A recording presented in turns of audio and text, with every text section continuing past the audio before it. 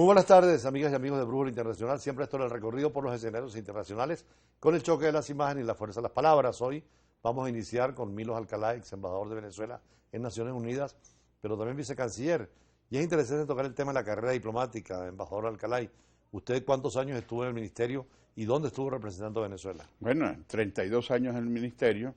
Comencé en funciones en París, después estuve como segundo secretario en Bruselas, después estuve en Bogotá.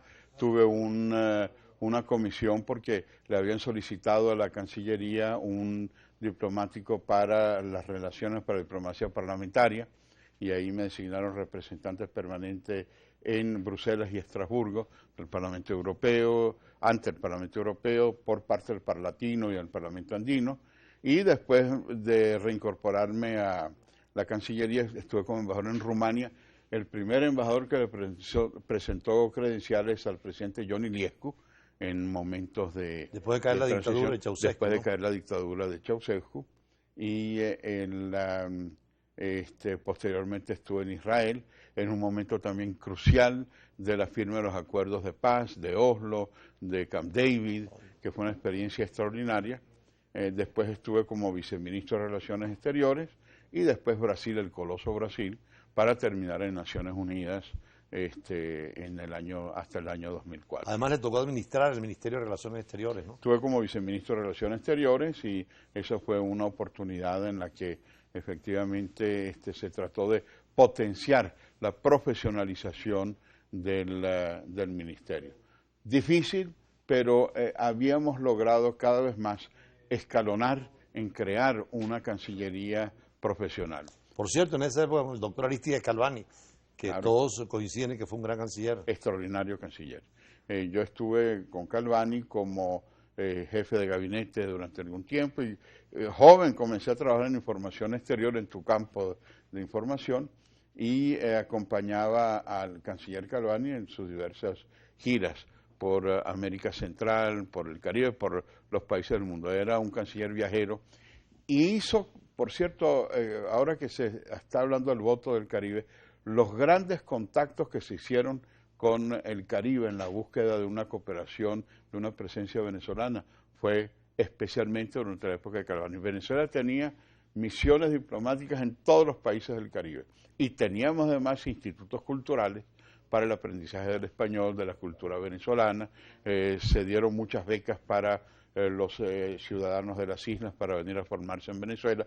Es decir, Calvani tenía una visión del Caribe con no solamente el Caribe, sino la diplomacia hemisférica, las relaciones. Centroamérica fue importantísimo, tanto como canciller, como posteriormente en la época de Luis Herrera Campins, en la búsqueda de los acuerdos de Esquipulas, Contadora, un papel realmente extraordinario. Por cierto que cuando estaba en el Parlamento Europeo, como representante del Parlamento Latinoamericano, muchas veces me preguntaban no tanto cuál es la posición oficial del gobierno, sino cuál es la opinión de Aristides Calvani. Era una doctrina en política exterior venezolana. Sin lugar a dudas, sin lugar a dudas. Un hombre de una dimensión no solamente profunda en crear, formar, sino también en diversos campos, en el campo sindical, en el campo educativo, en el campo espiritual. Y murió trágicamente en misión también de paz, ¿no? En Guatemala.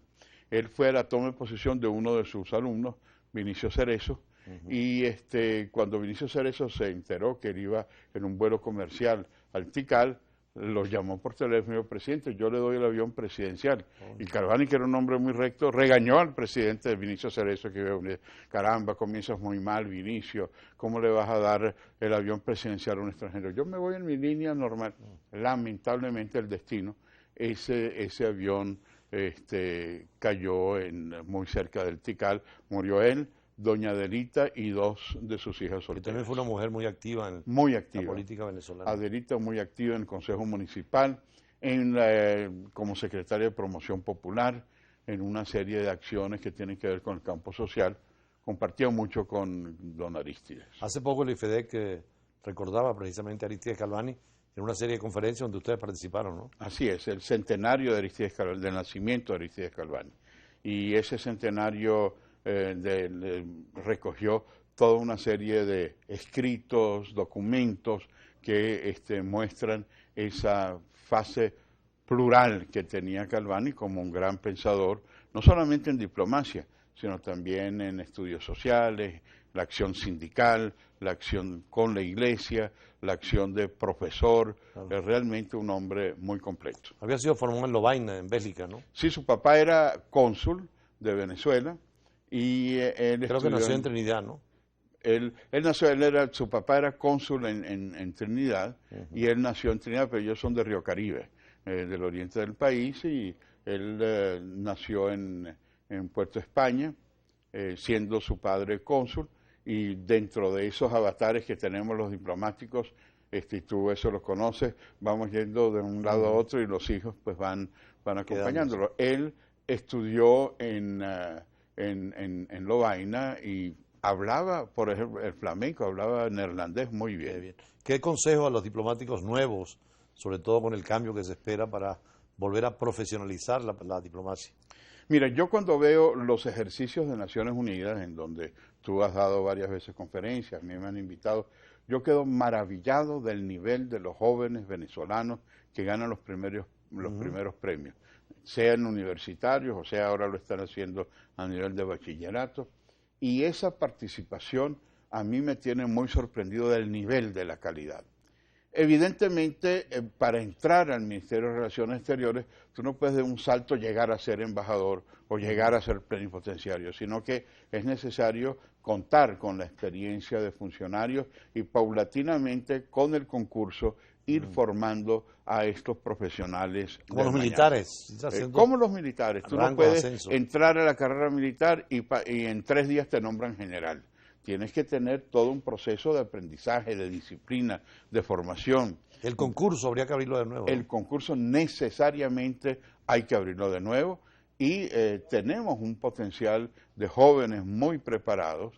Felizmente en la ley que se aprobó en el inicio del periodo del presidente Chávez, no solamente pueden inscribirse los que han estudiado estudios internacionales, sino pueden ser economistas, periodistas. Como en todo el mundo, ¿no? Como en todo el mundo. Y entra, por supuesto, el que hace la carrera de estudios internacionales tiene más elementos para entrar, pero si tú eres un economista y conoces bien la disciplina diplomática, puedes entrar y en efecto muchos profesionales han entrado. Hay que volver a enriquecer, hay que volver a crear las bases de una cancillería, no es automático y la reconstrucción va a tardar un tiempo, pero hacerlo sobre bases sólidas. Bueno, yo tengo mucha esperanza y mucha fe en la juventud venezolana. Muchísimas gracias, es interesante conversar con los diplomáticos de carrera, expertos, conocedores, que ahora también en la docencia ayudan a las nuevas generaciones para el mundo de la diplomacia. Por eso gracias al doctor Alcalay, ex vicecanciller de la República y embajador de Naciones Unidas, además de otras embajadas, como él dijo, de primer orden, en las cuales representó a Venezuela. Más adelante hablaremos con un militar retirado, con ascenso a general, especialista en Derecho Internacional, sobre todo en materia de derechos humanos y Derecho Penal Internacional. Es Alirio Ramírez, ya estamos con él.